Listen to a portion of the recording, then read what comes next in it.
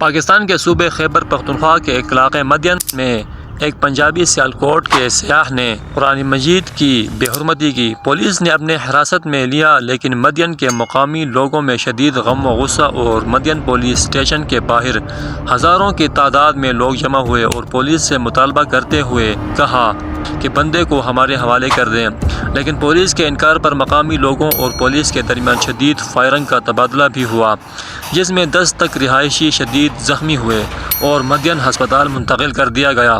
3 افراد کو سیدو teaching hospital منتقل کر دیا گیا۔ مقامی لوگوں نے مدین پولیس اسٹیشن کو آگ لگا دی اور تھانے کو جلا دیا۔ لوگوں نے تھانے کو جلا کر اندر داخل ہوئے اور بندے کو گولی مار کر ہلاک کر دیا اور زمین پر گھسیٹ کر مدین اڈہ میں جلا کر وہاں سے اس مقام تک گھسیٹا جہاں یہ واقعہ پیش آیا اور الٹا لٹکایا۔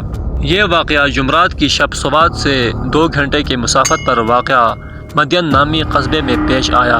سوات کے ضلعی پولیس افسر ڈاکٹر زاہد اللہ نے BBC کے عزیز اللہ خان کو بتایا کہ مدین میں مقامی لوگوں نے ایک سیاح پر قرآن کی توہین کا الزام لگایا اور اس واقعے کی اطلاع ملنے پر جب مقامی پولیس موقع پر پہنچی تو بازار میں لوگوں نے اس سیاح کو گھیرے میں لے رکھا تھا، تاہم پولیس اہلکار اسے لوگوں کے نرغے سے نکال کر تھانے لے جانے میں کامیاب رہے۔ پولیس حکام کے مطابق پولیس کے پیچھے مشتعل ہجوم بھی تھانے آ پہنچا، تاہم پولیس نے ملزم کی جان بچانے کے لیے تھانے کے گیٹ بند کر دیے۔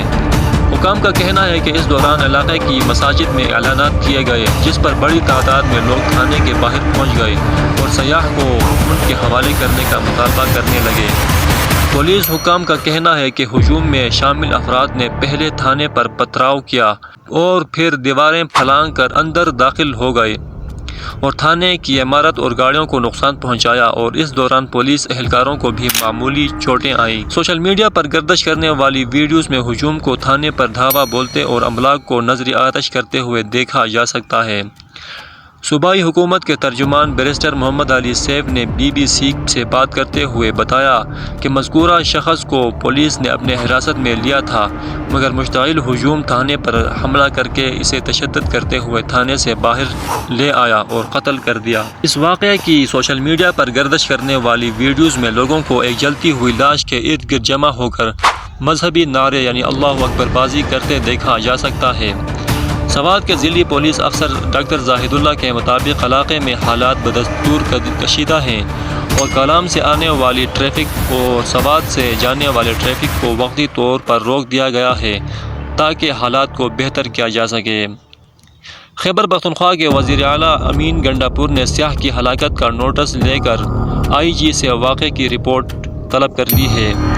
وزیر اعلیٰ ہاؤس سے جاری ہونے والے بیان کے مطابق قاضی امین گنڈاپور نے IG پولیس کو صورتحال کو کنٹرول کرنے کے لیے ہنگامی بنیادوں پر اقدامات اٹھانے کی ہدایت کی ہے۔ وزیر اعلیٰ نے شہریوں سے پرامن رہنے کی اپیل بھی کی ہے۔